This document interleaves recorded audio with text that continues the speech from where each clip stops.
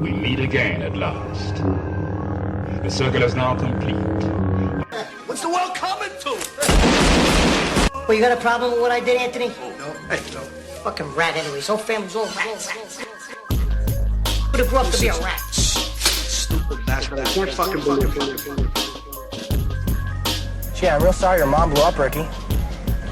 Now you're gonna dig the fucking thing. You're gonna dig the hole. You're gonna do it. I got no fucking line. You're gonna do it. Yes, I'll take the fucking hole. I don't give a fuck. I realized that what was living behind that boy's eyes was pure and simply evil.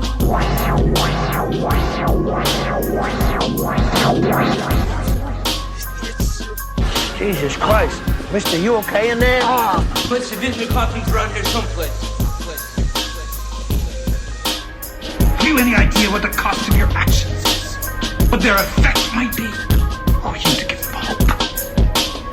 What do you give them? We give them happiness. And they give us authority.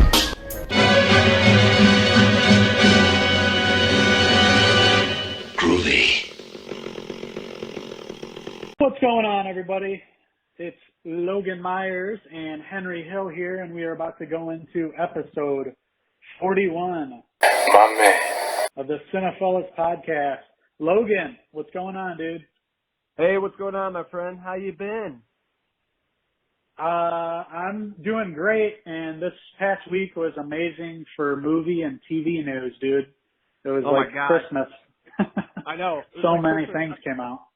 It was unexpected, like bar mitzvah. I realized all the fucking news are going to be releasing over, D23 Expo and Netflix and everything else this weekend. I was sleeping during the day, of course, because I work at night, and you were texting me, and like I could hear all these notifications on my phone. I'm like, what the hell's going on? It's Saturday, and I was like, oh yeah, D23's going on. So I looked online and saw all the news, and it was just like, damn, they announced all this stuff. Disney Plus, amazing stuff on the horizon. Saturday was the recovery day for me, so I was at my computer most of the day, getting cocktails on Friday night, and I just started posting a bunch of news. I'm like, man, that's awesome. Disney's killing it. Yeah, man, just like the whole day, like news story after news story, reveal after reveal. Go ahead and get us into there. Disney Plus. Tell us some of the news that you heard over the weekend. Yeah, so about the Disney Plus streaming service they announced is going to be coming out in November, and I think it's like $12.99 a month, which is really cheap, and I think it's a bundle with ESPN and something, and Hulu you can get with it as well for like $12.99 a month. So that's really fantastic. So every cartoon, every movie Disney's made, you got Star Wars, you got all the Marvel movies, everything, depending on when you grew up, is some sort of nostalgia for you in terms of like TV shows or movies. It's all going to be on the streaming platform. So this is the first time they've done that. I'm really, really excited about that. And then D23 this past weekend, they announced a ton of movie news. One being Lady and the Tramp is the live action film starring Justin Theroux and Tessa Thompson voicing the two dogs. They released a little trailer for it. It looks really good, actually. Like we were talking in the last podcast. Or live action, we're kind of on the fence about, but this one looks pretty good. Yeah, the effects look really solid. Even though it's going to release directly onto the streaming service, it definitely looks like it could be the next, Aladdin or Lion King, like huge production. Like they didn't skimp out on the budget at all, and it looks really awesome. And it's hitting the streaming service. So it's not going to be hitting theaters. It's going to be only on Disney Plus, which is kind of cool. That's their big movie coming out right when the streaming service hits in November. Alongside, what other stuff are they releasing? The day of that Noel Christmas movie with Anna Kendrick and Bill Hader. That looks pretty good. Yeah, we haven't had like a Disney Christmas movie in a while. We love the Santa Claus and other movies like that, but they haven't had one of those in a while. So pretty excited about that. I'll check that out in the holiday season. Yeah, me too, for sure. It looks pretty good. Original for once. Right, and Bill Hader and Kendrick, they look pretty good actors, actresses. So definitely looks pretty solid. It definitely has the tone of Christmas and like a rom-com, feel-good movie, and that's what you need sometimes in the holiday season. Exactly. Yep. Looks like the perfect movie to throw on and chill. Enjoy the new service and get ready for the holidays. So, Noel, that's one of the movies that you talked about. Let's see. Of course, you already mentioned it'll have all the Marvel, Star Wars, Disney, Pixar. So, I mean, that's amazing right there. Everything at your fingertips whenever you want to watch it. You don't have to go find a disc or, it's just like, what do you want to watch? Okay, I want to watch Rogue One again. It'll be right on the service, just as easy as that. That's pretty awesome. So speaking of Rogue One, another reveal as far as looking further into it is Star Wars spinoff show, The Mandalorian.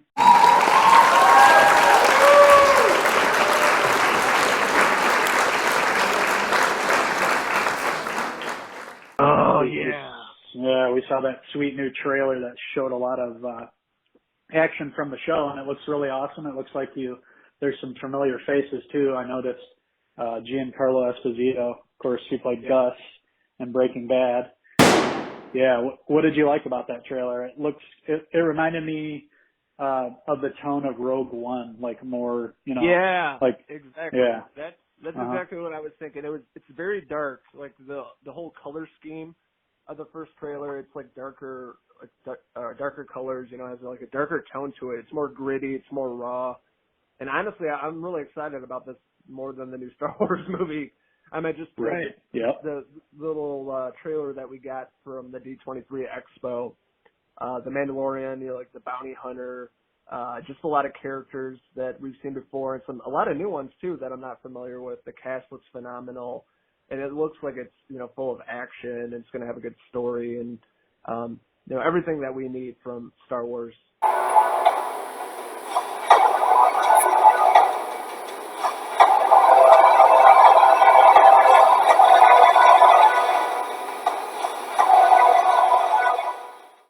Absolutely, dude. Yeah, it does look great. It looks really well produced. Of course, Jon Favreau, the Iron Man director, is in charge. And yeah, it looks phenomenal. I'm really looking forward to that. I'll be watching the first episode the second that I get Disney Plus. That'll be the first thing I'm going to watch. That's my plan anyway. So Same The here. Mandalorian. Yeah, Same for here. sure, right? Yeah, you got to watch it right away. And then, we'll have to review it. Yeah, we'll have to review it, talk about it. I even like the poster a lot. I think it's really cool. Like you have like the orange and red colors and like purples, and it makes the main character there in the poster, the Mandalorian, pop out. And I think it's really cool artwork compared to other stuff they've released for Star Wars. Yeah, I know what you're saying. Yeah, it does. It has its own look, and it pops out for sure, the artwork for it. And then with still talking about D23 because there's like a million things to talk about. The big news from Marvel that was released on Saturday, I believe, Friday night when I was at the concert, was She-Hulk, Moon Knight, and Miss Marvel coming to Disney Plus streaming service as well. I'm not too familiar with these. I meant She-Hulk, the female version of Hulk. Moon Knight, don't really know anything about that. And Miss Marvel. Me either, yeah. I don't have any background information on any of these. And I admit I was never really into comics. Of course, I've kept track of all the Marvel movies and have always loved Batman. So, I'm more used to seeing it up on the screen than reading it. But apparently these are some of the lesser known comics. But still, one of the announcements on those shows was that Miss Marvel is going to tie into the MCU, the Marvel Cinematic Universe. So we'll be seeing that character. So we'll see her first on the small screen, and then she will be, in the movies going forward from here too. So that's pretty cool that there's, it's not like these are just one-off shows. It's not going to have anything to do with anything else. They're also going to incorporate, or at least Miss Marvel is going to incorporate in the future movies for Marvel. So that's awesome. Yeah, I was kind of doing some research. It has to do with Khan, which first appeared in Captain Marvel back in 2013. 16-year-old Pakistani American from New Jersey. She basically idolizes Carol Danvers, which we know as Captain Marvel, and then she's given her own Miss Marvel series essentially. So that's how they're probably going to tie it in with the streaming service. Into the Marvel Cinematic Universe is like her idolizing Captain Marvel and then probably, introducing her to that universe from the small screen to the big screen, That's cool. Yeah, so maybe, who knows, maybe we'll even get Captain Marvel on the show. Maybe, you know, it could happen like in the finale or something. Yeah, bring in Brie Larson as Carol Danvers or something. That'd be kind of cool. See, while we're on the topic of Marvel, I wanted to mention that since the last time we talked, there was a huge announcement for one of the big Marvel properties, one of the newest ones actually for Marvel that they got, and it was huge for them. They brought SpiderMan over finally from Sony to join the Avengers in these last two movies, and then of course Tom Holland, Spider-Man. He had his own two standalone movies, which were both they did really, really great. I still haven't seen the second one, but everything I heard on it said it was really good. Anyways, something business-wise between Sony and Marvel happened, and as well as something to do with Kevin Feige. He basically they severed ties going forward from here. So that's, at least for now, that's it for Spider-Man. Going forward in the movies, you're not going to see Spider-Man anymore. That sucks. That really does suck. Right. So it's going to go back to Sony. Sony's already said that they're going to move forward with making another Spider-Man movie, but it's just, you know, it's not going to be able to use any of the Marvel characters. So it's not going to tie in with like Iron Man anymore. Obviously he's gone, but it had like a big part of the Spider-Man series with Tom Holland. You know, he's like Mr. Stark. Mr. Stark. Oh. Yeah, and he was like crushed when Tony died, and I guess that's what pretty much motivated him throughout the last Spider-Man movie, right? Or was it Homecoming? No, Far From Home. Far From Home. He's in Europe. So wasn't he like dealing with the spoiler death of Tony Stark from the last Avengers Endgame? Yeah, pretty much. Yeah. Yep. He was overcoming all that tragedy and is so heartbroken, and how he moves forward. He just wants to be a kid and not be a superhero, but with Iron Man being gone, he has to step up and take on a bunch of shit in Europe while he's there, you know? That's going to be weird moving forward at Sony, because then, I mean, they're basically just going to have to act like none of that ever happened. Like, so, you know, he's not going to be able to mention any of that. So it's going to be weird. Yeah, so it's going to be, for real. So that was a downer. I mean, I never was the biggest Spider-Man fan, but it would have been kind of nice to just, from now on out, just keep him in one spot. You know, there's been so many different iterations of Spider-Man over the past decade. It's kind of hard to keep track. I know, but I still love Tobey Maguire's Spider-Man the most, the first two. I guess more like the comic book to me, even though, you know, Marvel Cinematics, obviously, like the comic book. I don't know, just like the overall feel, and with Sam Raimi directing it, it felt bigger. Like I was more invested in that, in his version for sure. Except the third one. The third one sucked, and they messed up Venom, but the first two were great. Yeah, I felt invested in playing Peter Parker and then, you know, Spider-Man. And the overall tone of those movies are more true to the comics, where Tom Holland, I guess he's okay. I don't love him as Spider-Man or Peter Parker. I think he's annoying most of the time. Right. Yeah. They're two completely different, I guess, ways of going about Spider-Man and this Spider-Man story. I like seeing him with, you know, Marvel Cinematic Universe, Marvel Studios. And now they can't do that anymore. So it's going to be interesting what the future holds. Well, before we get too far away from Disney Plus, there are a few more things we can mention about that. Wanted to mention, of course, we finally got Ewan McGregor official for the ObiWan show that'll be coming to Disney Plus probably in a couple of years' time. So he's coming back. The best part of those prequel movies. He was awesome, so it'll be great to see him climb back in the role and have a better arc on his story and everything. And it'll be cool to see that as a series spread over all those episodes, you know. That's cool.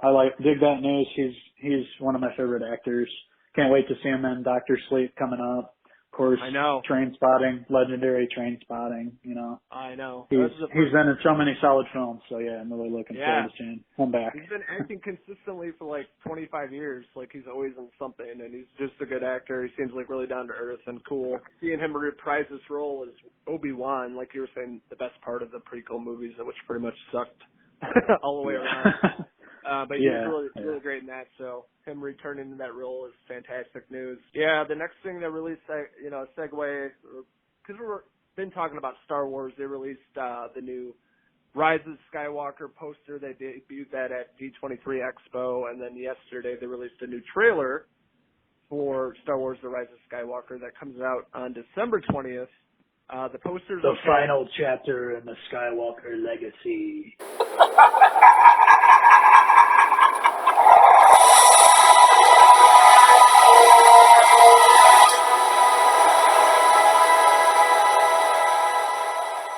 Then you have this new poster. It looks okay. It looks like a fan-made poster. It doesn't look like straight from the studio or anything. But it's cool seeing Palpatine in the background. And then you obviously have Rey and Kylo Ren duking it out. And it looks like she's got Luke Skywalker's lightsaber, the blue one. But in that trailer they released, what'd you think about that? Did you watch it?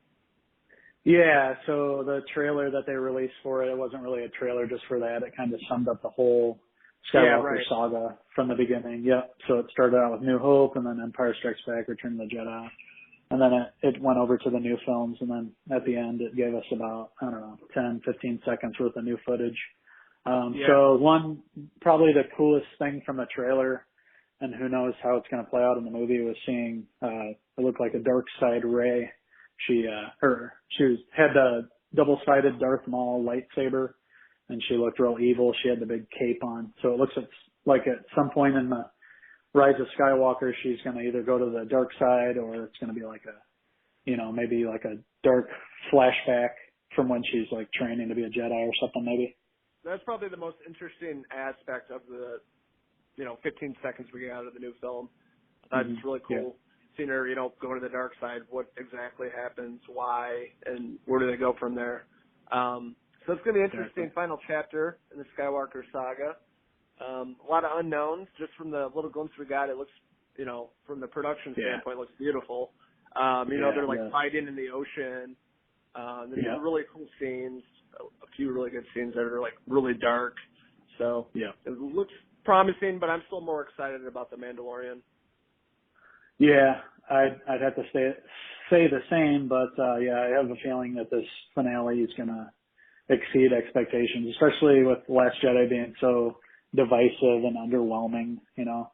I initially liked it, but then I haven't wanted to rewatch it, so that's never a good sign. At least with The Force Awakens, I watched it several times, and that was J.J. Abrams too. He's back to direct the finale. This has to tie up the whole saga. If you count the prequels, it's got the 3 Skywalker movies and then the new ones. It's got to wrap up everything. So it's got a lot riding on it. From what I've seen, it looks like it's going to be like just pure action. So I'm definitely ready for it. We'll see how Palpatine comes back. We'll see Kylo Ren, how he's going to, he still hasn't completed his arc of being the big bad guy. He was always kind of conflicted in the first 2 movies.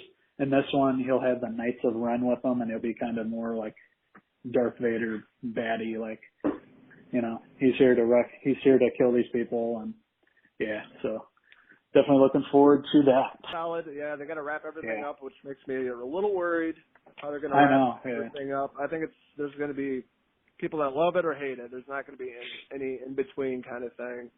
But we'll see. It comes out this holiday season. At a theater near you, December 20th. December 20th. Hitting the big screen. So, there's just literally so much news this week. It's this podcast is going all over, but that's okay. It's all good news that we all love and want to hear. I wanted to mention that we got word, I think later on last week, or maybe it was towards the middle of the week, that Lena Wachowski is coming back. She's writing and directing The Matrix 4. And Keanu Reeves and Carrie-Anne Moss are going to reprise their roles. So that's pretty exciting. I mean, it's got one of the Wachowskis. I think Lena was actually a male the last time. I think, that's true. Yeah. So she had the operation and, made the switch. Now she's a woman. There was no word on what the other Wachowski sibling is doing, like why he's not involved. But we do know that one of the Wachowskis is back, and we're going to see Keanu as Neo again. That's going to be exciting. Whoa! Whoa! Exactly. Whoa! Just John Wick. John Wick is taking a break from that franchise to do a couple other franchises that we've wanted to see him in. Neo and Trinity Return. I know. I haven't watched the Matrix movies in 15 years or whenever they came out, a long time. So I'd have to revisit those, but I remember really enjoying them. Yeah, I remember seeing the first one with my brother Jay in the theater, and it was like you said, revolutionary. The special effects were out of this world. The story, everything worked. The sequels were a letdown, too much CGI, some cool parts, but let's hope Matrix 4 is more in tune with the first one. Let's go back to that first one. Let's spring from that, because like I said, Revelations, and I don't even remember what the last one was called. There was two of them. Revolutions they weren't called or 2 and 3. Yeah, Revolutions, and then there was whatever, I can't remember the other title. But anyways, let's hope it's more like the first one. The first one was the best.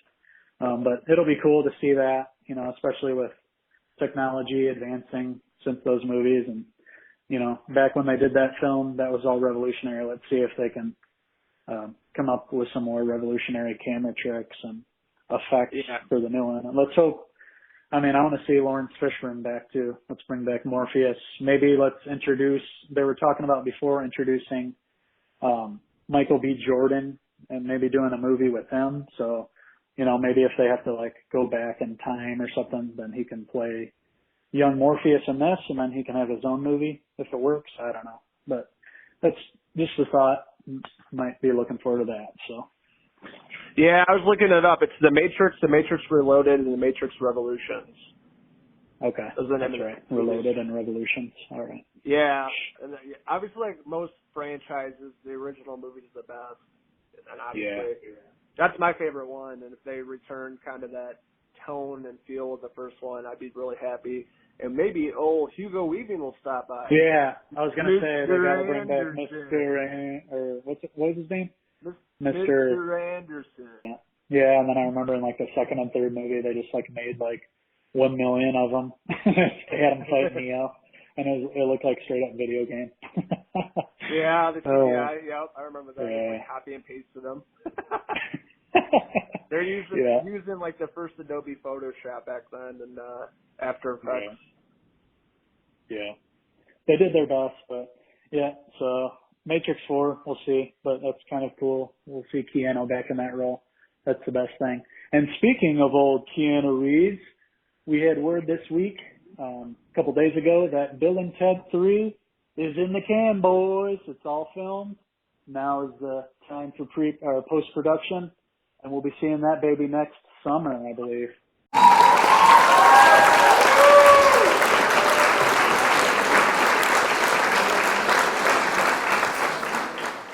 Bill and Ted Face the Music. How do you feel about that? That's going to be cool to see Bill and Ted back. Excellent! The Wild Stallions. Yeah, so that's cool. They're in their 50s now. They have kids, I think I read in the synopsis. The dad's back. So we're going to go back into that world. I love the first movie. The second movie was awesome. I'm totally down to see them revisit their roles. That's going to be cool. I think I saw the first one on VHS with my brother Jay, and then me and Jay went to the movies to see Bogus Journey at the Hub Theater there. So, talking about throwback, same here. I saw the first one on VHS. I was pretty young when the first one came out. Yeah, 88, I think, came out. Yeah, second one, They Go to Hell with the Grim Reaper.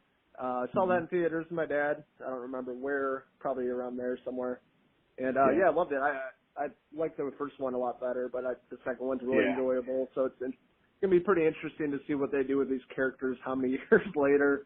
I love Alex Winter. I haven't seen Alex Winter. He hasn't been acting in a long time. He's directing and producing.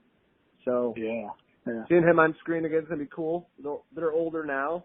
They're still the Wild Stallions, but they're still probably stoners and goofy as hell. For sure, yeah. Looks like they have a similar look from the pictures we saw. Yeah. Still have, yeah. That'll be cool to see. And then I guess they said that William Sadler's going to be back as Death from Bogus Journey. Then they cast Anthony Carrigan from Barry as, I think he's going to play young Death. So that's kind of cool. That'll be cool to see. Yeah, I can see that. He's the one with the shaved head, right? Like no eyebrows. Yeah. He plays NoHo Hank on Barry. And if you guys haven't seen Barry yet, what are you waiting for? It's a 30-minute show and you're going to fall in love with. Second season just ended. Renewed for a third. Really good show. Bill Hader, MVP. Oh, Henry's plugging HBO right now. I'm going to have to watch it because that's why I haven't seen it yet. Oh, dude, yeah, you'll get drawn into it right away. And there's a couple like standout episodes that are like one Bill Hader did in the second season. That's like probably the one. It's like Pine Barrens and Sopranos. You know, when you think of that, that's got to be up in your top. This episode phenomenal TV. Yeah, like riveting TV, like totally original. Involves Bill Hader. He plays a hitman, and then he goes to this place to whack this guy basically, and he gets more than he bites off more than he can chew, so to speak, in the episode. It's really cool.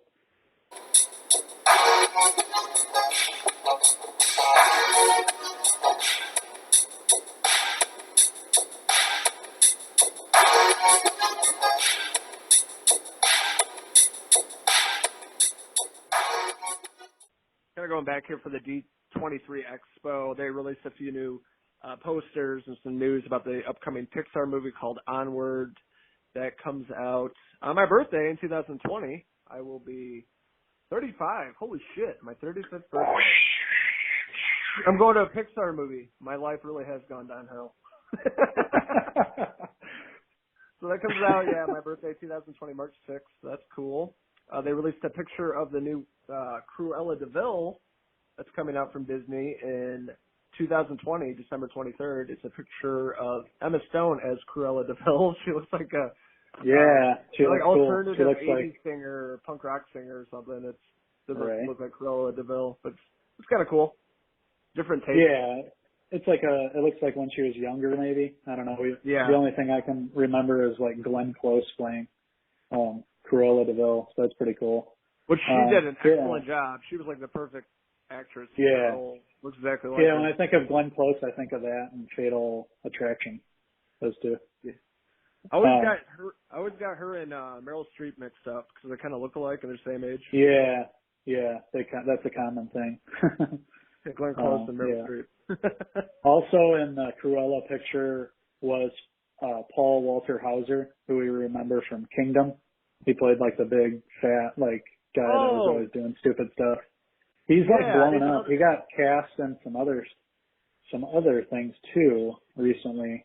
What was the last thing I saw? Oh yeah, he's gonna play opposite. Is it Jonah Hill, I believe, in that Atlanta bombing movie that they're gonna do? The Ballad of Richard Jewell. That's what it's called. Mm-hmm. That one's a Clint Eastwood directed film. He's going to play Richard Jewell, so that's like he's going to be the main star of that movie. And I think Jonah Hill plays his lawyer in it. So, he's blowing up. If you guys haven't seen Kingdom ever, it was a really awesome, groundbreaking show that came on. It was on, what was it? The Audience Network. Audience Network, right. Yeah, DirecTV. Just like a gritty look at like MMA, like what those fighters go through. They're always training. It's like a hard life. And they just had really good actors in it. You had, help me out. Oh yeah, Jonathan Tucker, phenomenal. Yeah. He should have won an Emmy for that. Nick Jonas. It was just great. Yeah, Nick Jonas played the brother. Frank Grillo is like the dad, perfect for the role. Frank Grillo is like the dad of both of those. They were brothers. Then you had that guy, kid that was on Friday Night Lights. He played the other main fighter on it. He played another. Luke. Luke on Friday Night Lights, and another great performance. Like pretty much everybody on that show was awesome. It was such an underrated show. I loved it. Yeah, it just didn't ever have the audience. Nobody, a lot of people didn't have that network. I think it lasted. What did it last? 2 seasons. I think 2 seasons or 3 maybe. I think it might have lasted 3 seasons, but yeah, they had the finale and everything. It was a good series, so check it out. D23 Disney convention over the weekend, and them releasing a brand new Frozen 2 poster. That comes out November 22nd. Really love the first film. Bodeman, my son, really likes that movie, watch it all the time. So we're going to be checking that out in theaters in November. They also announced a new Disney movie, Raya and the Last Dragon. Basically, it's inspired by culture of the Southeast Asia and Thailand and Vietnam and all that. So it's going to be, a focal point on Asia and a different take on characters we haven't seen before. And that comes out on November 26th, 2020. And big news they also announced with Marvel Studios is Black Panther 2. They had Ryan Coogler, one of my favorite new directors, confirm that Black Panther 2 is on its way, and that will be coming out May 6th, 2022. So we got some time before that hits the big screen. Wakanda forever! Black Panther, I enjoyed it. I'm not a huge Black Panther fan by any means, but by all means deserves another chapter in the story, and I'm sure they'll come up with something awesome, and I'm sure I'll go see it. And they're also, we finally found out what Kit Harington is going to be portraying or playing. Ooh! In the Eternals movie, because they released the costumes of what these characters are going to look like in the movie, and they announced that Kit Harington will be playing the Black Knight in the new film. So that's pretty cool. There's a lot of... Yeah, he's playing another knight. He's used to that, fool. Yeah, he's the same costume as Game of Thrones. He has a mask on, though. He's right. I never wanted to be Lord Commander. That'll be cool to see him in something else. I haven't really seen him outside of Game of Thrones. I know he's done a couple other things, but it's cool. He's joining the Marvel Universe. He's joining the MCU. He's going to be playing a new character, so that's pretty interesting. I saw him in Pompeii. It came out like 3 or 4 years ago. It was terrible. Oh, He was like the main actor. It wasn't good. Right. They tried to push him like they tried to push, what's his name? Tim Riggins, with John Carter and Myerz, and it failed. So November 12th, Disney Plus. I think both of us are going to have subscriptions as soon as they hit, and we're going to be spending a lot of time watching stuff on there and reviewing it here. So stay tuned for that. Especially during the holiday season, a lot of good flicks. Get a wider audience, do some more like kids movies and stuff like that. We don't usually do too often, but I have to get around to it. We'll talk about it since we both have kids that are pretty young, Exactly, yeah. There's always a Disney movie on in one way or the other, whether it's Pixar. With my son, it's been mostly Pixar. We watched Toy Story 3 yesterday, and we are looking forward to Toy Story 4 coming to be able to stream. So we saw that one in the theater. That was the first movie I took him to. I think that was the first movie you took your son to, right? Yes, it was. That was awesome. It was a great experience. Yeah. Toy Story, us growing up on the first one, passing it down to our kids, seeing it at the big screen. Memorable. Never forget that. It is memorable, yeah. We were kids when we saw the first one. Probably not quite as young, but still, we were adolescents, and those movies were always good. Each sequel was solid. Part 4 was really cool. They introduced some new characters, so I'm looking forward to watching that with Nolan again, and it's gonna be cool. So we had all the Disney Plus announcements, and we know that that's going to be a gigantic win for Disney. There's going to be a lot of subscribers. It's going to probably rival Netflix. So smart thing Netflix did was they hit us all right after those big Disney Plus announcements with their own big announcements. And we didn't really think that this film was going to come out this year. There were rumblings earlier on in the year that it was shooting. I'm talking about the Breaking Bad movie, and it was introduced to us in a little teaser. Yeah, bitch. Yeah, bitch. Science, bitch. Yo, Mr. White. El Camino, the continuing adventures of Jesse Pinkman. Of course, last time we saw Jesse, he was driving out of the compound, having just escaped captivity, having just witnessed Walter White come to his rescue and take out all those sadistic druggy bastards. And he drove off, and of course, the law is going to be coming after him. So this film is going to follow Jesse. Where does he go from here?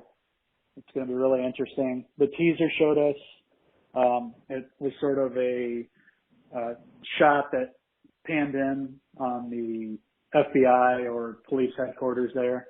The first thing you see on the wall is pictures of Hank Schrader and his partner Gomez, right? Because of course they both got killed in I think the second to last episode of Breaking Bad. So we saw a nice little homage to that. And then it goes into the interrogation room, and Skinny Pete is in there, and the cops are asking him questions about, what happened with Jesse Pinkman, because of course he's not at the compound. They know he's on the loose, and there's a lot of things that the law wants to get him for. So basically Skinny Pete, it's like, I'm not going to tell you anything about Jesse Pinkman. He's been locked up in a cage all this time, and there's no way I'm going to tell you guys anything and get him locked up in a cage again.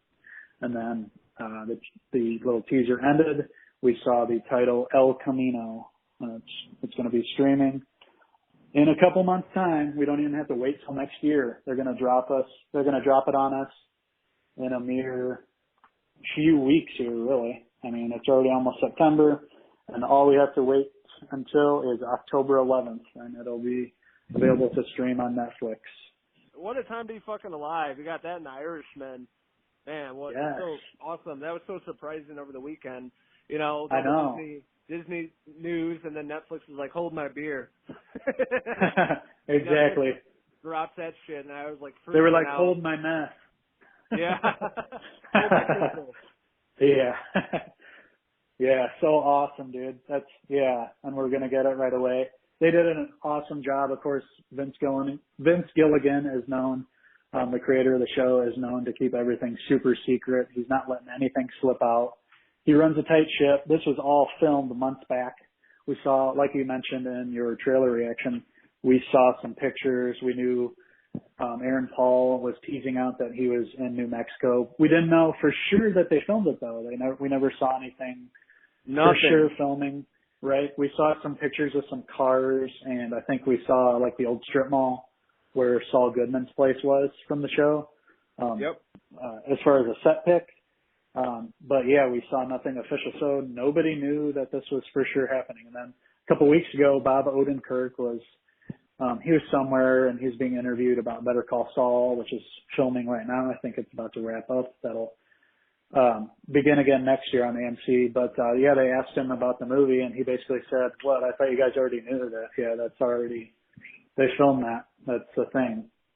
So nobody knew if he was like telling the truth or just, spinning the wheels, trying to get everybody excited for the eventual release. But no, they had filmed it, and it's coming in a couple weeks, October 11th on Netflix. How awesome is that? We're going to get a movie from each, probably our top two favorite shows. I'd probably say Breaking Bad and The Sopranos, two of my favorite shows, and we're getting back-to-back years with movies for them, dude. Awesome. I can't believe it. I'm like quiet because I'm in like shock how amazing this is. Like you're saying, our two favorite shows definitely has to be Sopranos and Breaking Bad. Two of probably my favorite endings in TV history. Just the way that ended, I thought they were really well done. It was a good ending to that chapter. And now we're going to have movies coming out in the next chapter. What the hell they're going to do with these characters? So exciting! I can't wait to see Jesse Pinkman. See him again and say, "Yeah, bitch." I know, dude. Yeah, say the classic lines again. For real, that's really going to be awesome. It's also going to be awesome to see. We've seen on Better Call Saul glimpses into the future with well, we don't know what his name is when he's hiding at the Cinnabon there, but he's working at a Cinnabon in a mall. He's super paranoid because, of course, he escaped, and the laws. If anybody finds him, he's in big trouble too. He's going to be locked away forever. So I have a feeling that the two worlds are gonna mesh up for the movie. I think that Saul's going to be involved somehow. I think Jesse will probably end up, contacting him in one way or the other. We don't know if we'll see Bryan Cranston. My guess is we'll see flashbacks, like you said, but maybe I wouldn't be surprised if maybe they filmed something new just for this. I'm sure Cranston wanted to be in the film one way or the other. So I know he had been filmed in the area as well, like secretly. had been with Aaron Paul for all this promotion for their new tequila or whatever tequila brand. So I have a feeling he's going to show up one way or the other. I don't think he's probably alive, like you said, but in flashback form, I'm sure we're going to be dealing with Jesse and his aftermath after all this happened. So my guess is we're going to be seeing him dealing with all the issues and thinking back to these crazy times that he had with Walter White and the whole, how everything went down. So, man, El Camino, it's going to be really awesome. I can't wait. Hopefully, I'm hoping that we don't see anything more. Just leave us with that teaser and then release the movie on there. Let it be the first time anybody's seen it.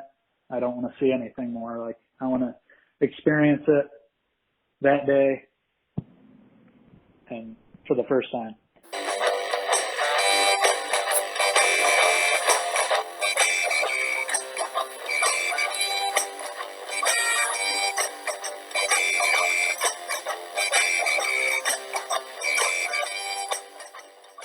But I think that pretty much wraps up all the major news. Over the weekend, our friends over at A24 sent me a press release. It's basically a bunch of movies they're releasing this fall. The last podcast we were talking about the death of Dick Long, which looks pretty good. And they had The Lighthouse coming out October 18th, which Henry and I will be attending. When I come down to visit, we'll be shooting a video for that because we're both pretty pumped about that movie. Oh, yeah. Robert Pattinson and Willem Dafoe. That looks so good, dude. All black and white. Looks visually amazing. It looks like some great performances from Willem Dafoe and Robert Pattinson. So, yeah, we're definitely going to go see that. Hopefully it'll be playing at one of the 5 theaters around my area. So no matter if we have to take a little cruise or not, we'll be checking out the Lighthouse. Yes, can't wait for that, especially during the Halloween season. What better movie to get spooked on and do a little review of while down in Illinois. Yeah, they released Eddie Murphy yesterday. SNL announced that he's going to be coming back to host the show the first time since 1984 when Beverly Hills Cop was released. My man. Axel Foley comes back. So. Axel Foley. So many I years know, later. returning to comedy. He's going to do stand-up. He signed a big deal with Netflix. He's filming Coming to America 2. I think he's back, dude. He's got that Netflix movie. Yeah, I think we're going to see the return of Eddie Murphy, and I have a feeling that he's going to want to reclaim some of that. You know, he was the master back then. It's going to take him a while to work out the kinks, but yeah, Eddie Murphy. That'll be cool to see him on SNL after all this time. See if he throws on the old Gumby suit. See if he plays Buckwheat. Yeah, I know. Okay. That'll be fun. Those are classic episodes. He really brought SNL cool. to a larger audience because it was kind of not doing well back then, and then he came on the show, and you know, for a black audience too, and it really made it a very popular show again, and brought in bigger acts, you know, to follow after him. But definitely a big part of that show back in the 80s or whenever 70s maybe. Was it 70s? Yeah, he was when he was on. Yeah. I think so. 70s, probably late 70s, early 80s, yeah. Over the weekend, I posted a few things on our website. We got the new Bombshell trailer coming out. That's with Charlize Theron, Nicole Kidman, and Margot Robbie. That comes out December 20th by Lionsgate, so that's pretty good. That's like the whole Fox News. Women anchors were getting, like, I guess, harassed by the by the Fox News president or CEO, one of the things. One of the higher-ups. Mm-hmm. Yeah. So I know Megyn Kelly is played by Charlize Theron, and Margot Robbie I think is like a fictional character. Yeah, she has like a prosthetic nose. I can't even tell it's Charlize Theron. Like they good makeup on her to look like that lady. Yeah, they did. I think who is the other actress? Nicole Kidman, right? Nicole Kidman, and then Margot Robbie. So I posted on the website. I posted my Mindhunter Season 2 review. It took fucking forever to get that going because when I shot it, it was 25 minutes long. So I had to get there's a lot. On that. And that's up on our YouTube channel, so if you guys will watch Mindhunter, check out our thoughts. And subscribe to our channel. It's up on all of our websites and social media platforms. And today, as we were talking about earlier, I posted my El Camino trailer reaction, my thoughts on the new Breaking Bad trailer. So go check that out. Big news that was announced yesterday. We've been talking about the new Halloween Kills film the past few podcasts. But major casting news: Anthony Michael Hall, the geek, is doing the John Hughes geek is back. The John Hughes geek is back, and the new Halloween Kills Halloween movie sequel that comes out next year. What do you think about that? Anthony Michael Hall. That's pretty cool. I mean, I'm okay with that. I haven't seen him in a movie since The Dark Knight, I don't think. That's the last time I remember seeing him in a movie. Yeah. I think the Joker sort of tied him up. He's like a reporter. But yeah, I mean, he's a legend. I loved him, obviously, when he was, more so when he was younger, but, we needed a new Tommy Doyle. Of course, Paul Rudd wasn't available to come back, and it wouldn't have really fit in because it's going with the original timeline. So that's fine with me. Let's make a good film, boys. As far as I'm concerned, they can cast whoever they want. There was also a rumor that Sheriff Brackett was going to come back. Yeah, I did see that. Yeah. That would be cool. Yeah. That'd be cool because we met him at that Halloween convention, horror convention. He was there. That's right. With original cast members. He's old, but it'd be awesome because Sheriff Brackett was a big part of the first two films. And one of Laurie's friends' dad, right? Annie. Was, like one of the major cops. Yeah, Annie Brackett. In the second film, yeah. Annie Brackett. So it'd be cool to see him return. And Anthony Michael, I'm all about it. I like him. He's a good actor. He's been acting for like 40 years.